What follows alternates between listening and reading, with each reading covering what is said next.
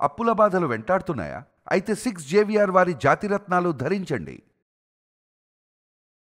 Welcome back to మనం TV. నేను మీ అశ్విని. గత కొన్ని రోజులుగా జరుగుతున్న ఎన్కౌంటర్లలో మావోయిస్టులు ప్రాణాలు కోల్పోతున్న విషయం తెలిసిందే. ఈ క్రమంలోనే తాజాగా మావోయిస్ట్ పార్టీకి భారీ షాక్ తగిలింది. మావోయిస్టుల బెటాలియన్ 1లో 4 కీలక మావోయిస్ట్ నేతలతో పాటుగా మరో 18 మంది పోలీసులు ఎదుట లొంగిపోయారు.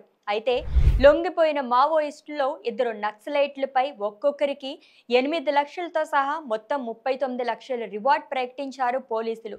లొంగిపోయిన మావోయిస్టులకు పోలీసులు నియాద్ నెల్లా నార్ యోజన కింద పునరావాసం కల్పించనున్నట్లు సుక్మా ఎస్పీ కిరణ్ చవాన్ తెలిపారు. కాగా మావోయిస్ట్ కేంద్ర కమిటీ కార్యదర్శి నంబాల కేశవరావు ఎన్కౌంటర్ తర్వాత మావోయిస్టులు ఓ లేఖ విడుదల చేశారు. అందులో లొంగిపోయిన ద్రోహులు ఇచ్చిన సమాచారం ఆధారంగానే కేశవరావు ఎన్కౌంటర్ జరిగిందని తెలిపారు.